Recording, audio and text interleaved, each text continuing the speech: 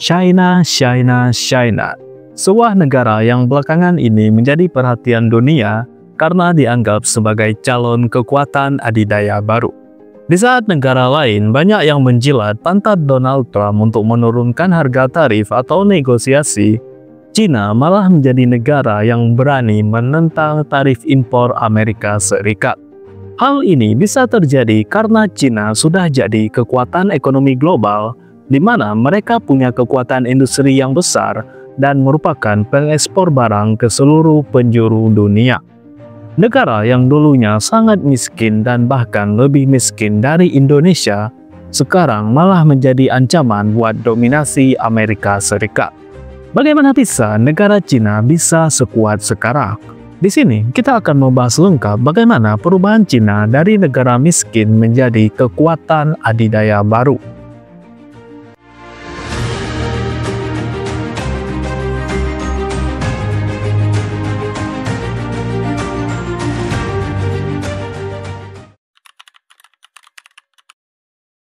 Pada tahun 1949, Partai Komunis Cina di bawah Mao Zedong berhasil menang perang saudara melawan Partai Nasionalis Kuomintang. Kuomintang kemudian kabur ke Taiwan, dan di Cina daratan berdirilah Republik Rakyat Cina atau Republik Rakyat Tiongkok. Tapi waktu itu Cina belum seperti sekarang, karena pada saat itu Cina dalam kondisi ekonomi yang amburadul, di mana infrastruktur banyak yang hancur, kelaparan di mana-mana, produksi industri dan pertanian yang masih rendah, dan tidak ada sistem ekonomi yang jelas. Lalu Mao kemudian membentuk sistem ekonomi sosialis, di mana semua menjadi milik negara, di mana tanah disita, industri dinasionalisasi, dan swasta dihapus. Mao Zedong pengen Cina loncat sebagai negara industri dalam waktu singkat, di mana ia menyuruh setiap rakyatnya bikin baja di halaman rumah untuk meningkatkan industri. Hasilnya gagal total, karena lahan pertanian yang disita dan terlalu fokus pada industri, produk pertanian menjadi anjlok yang menyebabkan kelaparan besar-besaran terjadi, dan diperkirakan 30 juta orang meninggal karena kelaparan. Tidak hanya itu, Mao juga melakukan revolusi kebudayaan. Dalam revolusi kebudayaan, Mao ingin membersihkan Cina dari pengaruh kapitalisme dan ide borjuis. Banyak intelektual dan para ahli dihukum atau dipermalukan. Akibatnya, ekonomi stagnan, ilmu pengetahuan dan industri menjadi lumpuh karena para ahli dan intelektual sudah tidak ada lagi. Setelah Mao meninggal pada tahun 1976, muncullah sosok Deng Xiaoping, yang merupakan salah satu tokoh kunci yang mengubah arah ekonomi Cina. Deng Xiaoping tidak anti-komunis, tetapi dia realistis. Salah satu quote-nya yang paling terkenal adalah, "Tidak masalah kucing itu hitam ataupun putih, yang penting bisa menangkap tikus." Yang artinya yang penting itu hasilnya, bukan ideologinya. Nah, Deng Xiaoping sendiri melakukan beberapa langkah-langkah reformasi di dalam perekonomian Cina. Yang pertama, membuka kembali sektor pertanian. Para petani bisa kembali mengelola lahannya sendiri dan menjual hasil panennya ke pasar, yang membuat produksi langsung meroket dan mengurangi tingkat kelaparan di Cina. Yang kedua, memberlakukan zona ekonomi khusus. Zona ekonomi khusus adalah tempat untuk menampung berbagai investasi asing. Dampaknya, perusahaan multinasional mulai masuk dengan terjadinya transfer skill dan teknologi. Beberapa kota bahkan telah berubah menjadi kota yang maju dan modern. Salah satunya yaitu kota Shenzhen, yang berubah dari desa nelayan menjadi kota teknologi besar. Yang ketiga, mendorong industri ringan dan juga ekspor. Di masa Deng Xiaoping, Cina mulai jadi basis produksi barang-barang murah untuk pasar dunia. Dampaknya, Cina jadi pabrik dunia di mana ekspor melonjak dan kelas menengah mulai tumbuh. Dan yang terakhir, mulai menerima kapitalisme dengan bumbu sosialis. Artinya, Deng Xiaoping tetap mempertahankan kontrol politik lewat Partai Komunis, tetapi membebaskan ekonomi secara kapitalis. Hasilnya dari reformasi ini, dalam 10-20 tahun, Cina telah berubah dari negara agraris yang miskin menjadi pusat manufaktur dunia. Selain itu, peran populasi Cina yang sangat besar sangat penting terhadap kemajuan industrinya. Salah satu cara yang Cina lakukan untuk meningkatkan kualitas sumber daya manusianya adalah melalui sektor pendidikan. Yaitulah yang dilakukan oleh pemerintah Cina dengan mengirimkan ribuan tenaga mudanya sejak tahun 1980-an untuk menempuh pendidikan di berbagai universitas terbaik dunia seperti Harvard, Columbia, dan Stanford. Mereka dikirim bersekolah gratis ke luar negeri oleh pemerintah Cina agar dapat mempelajari sistem ekonomi, kebijakan pemerintahan barat, hingga perkembangan bisnis dunia untuk kemudian diterapkan di negara asalnya. Jadi, pemerintah di sana support penuh untuk pendidikan. Dengan adanya tenaga kerja yang berkualitas dan ditambah lagi dengan ratusan juta penduduk di usia produktif, Cina telah punya cadangan tenaga kerja yang cukup besar, yang bikin biaya produksi menjadi lebih rendah dan menarik banyak investor asing untuk membuka pabriknya di sana. Populasi yang besar berarti permintaan dalam negeri juga tambah besar, yang dimana perusahaan bisa tumbuh bukan cuma karena ekspor, tapi juga karena pasar domestik yang kuat.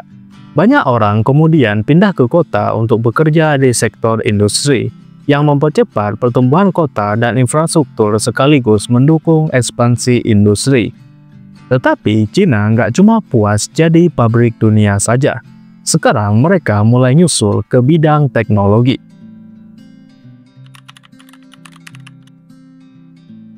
Cina sadar bahwa kekuatan ekonomi masa depan ditentukan oleh penguasaan teknologi. Maka mereka punya ambisi besar untuk tidak hanya jadi pengguna teknologi, tapi juga sebagai pencipta dan pemimpin teknologi global. Salah satu strategi Cina adalah Made in China 2025. Program besar ini diluncurkan sejak tahun 2015 yang bertujuan untuk mendorong industri teknologi tinggi seperti AI, robotika, bioteknologi, semikonduktor, dan kendaraan listrik. Cina juga telah mengembangkan berbagai perusahaan teknologi lokal seperti Huawei, Tencent, Alibaba, DJI, ByteDance, dan juga Baidu. Yang semuanya itu didorong untuk tumbuh dan bersaing dengan teknologi dari negara-negara barat. Bayangkan saja ketika dunia masih berkutat pada teknologi 4G, di perusahaan IT Cina sudah diluncurkan perangkat berbasis teknologi 5G. Bahkan diduga saat ini R&D atau Research and Development Cina sudah menggarap teknologi berbasis 6G dan 7G. Pemerintah Cina juga melakukan investasi besar-besaran di bidang AI, di mana menurut laporan dari Badan Kekayaan Intelektual PBB, menunjukkan bahwa Cina sebagai pemimpin soal paten AI generatif, di mana Cina telah mendaftarkan 38.000 hak paten dalam periode tahun 2014 sampai tahun 2023. Angka ini jauh lebih tinggi ketimbang Amerika Serikat yang hanya mendaftarkan sekitar 6.200 hak paten pada periode serupa. Dan Cina juga memiliki layanan AI yaitu DeepSeek yang mampu menyaingi OpenAI dari Amerika Serikat, dan bahkan dengan biaya produksi yang jauh lebih murah dari OpenAI. Nah, berkat kemajuan dalam bidang teknologi ini, Cina telah memiliki pengaruh yang besar dalam diplomasi global. Strategi utama Cina dalam memperkuat pengaruhnya di kancah internasional adalah melalui inisiatif Belt and Road atau BRI. Inisiatif BRI ini adalah proyek besar yang diluncurkan oleh Cina pada tahun 2013. Tujuannya adalah mendorong pembangunan jaringan perdagangan dan infrastruktur yang menghubungkan Cina dengan Asia, Eropa, Afrika, dan bahkan sebagian Amerika Latin. Proyek ini sering disebut sebagai jalur sutra modern, yang terinspirasi dari jalur perdagangan kuno yang dulu menghubungkan timur dan barat. BRI mencakup pembangunan jalan, rel kereta, pelabuhan, bandara, serta proyek energi seperti pembangkit listrik. Cina juga menawarkan investasi dan pinjaman kepada negara-negara yang ikut dalam proyek ini, sehingga mereka bisa membangun infrastruktur yang dibutuhkan. Melalui BRI ini, Cina tidak hanya membantu pembangunan ekonomi negara-negara tersebut, tetapi juga memperkuat hubungan diplomatik dan pengaruh globalnya. Banyak negara kemudian menjadi lebih dekat dengan Cina karena kerjasama ini. Nah, di sisi lain, Cina juga memperkuat militernya baik dari segi jumlah, teknologi, maupun strategi. Hal ini membuat negara lain memperhitungkan Cina, terutama dalam isu keamanan regional dan global seperti di Laut Cina Selatan. Tetapi, semua keberhasilan yang dicapai Cina ini tidak dapat dicapai tanpa sistem pemerintahan yang kuat dan efisien. Sistem pemerintahan Cina saat ini adalah sistem satu partai yang dipimpin oleh Partai Komunis Cina. Dalam sistem ini tidak ada pemilu langsung seperti di negara demokrasi liberal, dan semua keputusan penting ditentukan oleh partai. Meskipun tampak otoriter, sistem ini memungkinkan pemerintah Cina mengambil keputusan jangka panjang dengan cepat dan konsisten tanpa banyak hambatan politik. Salah satunya keputusan yang diambil oleh Deng Xiaoping terkait reformasi ekonomi. Dan sekarang di bawah pemerintahan Presiden Xi Jinping, Cina mulai melakukan upaya besar dalam pemberantasan korupsi. Kampanye ini dikenal dengan istilah anti korupsi yang dimulai sejak Xi Jinping menjabat pada tahun 2012. Pemerintah Cina menyatakan ingin menangkap harimau dan juga lalat. Artinya tidak hanya menindak pejabat kecil yang korupsi yang disebut sebagai lalat, tetapi juga pejabat tinggi yang korup yang disebut sebagai harimau. Jadi semuanya disikat oleh pemerintahan Xi Jinping. Nah, dalam kampanye ini, ribuan pejabat ditangkap, dipecat, atau dihukum, termasuk tokoh-tokoh penting di dalam pemerintahan, militer, dan perusahaan milik negara. Bahkan, pemerintah Cina tidak segan-segan untuk menghukum mati koruptor. Karena bagi pemerintah Cina, kepentingan rakyat dan negara di atas segalanya daripada kepentingan dari keluarga pejabat. Nah, berkat stabilitas politik dan arah kebijakan yang terpusat telah membantu Cina tumbuh menjadi salah satu negara paling berpengaruh di dunia. Keberhasilan Cina menjadi penantang Amerika Serikat karena punya kombinasi kekuatan ekonomi, militer, teknologi, dan strategi global yang kuat. Berkat reformasi ekonomi di akhir 1970-an, Cina telah berhasil mengubah dirinya dari negara agraris yang miskin menjadi raksasa manufaktur dan ekonomi. Jadi begitulah pembahasan kita tentang kemajuan yang didapat oleh Cina.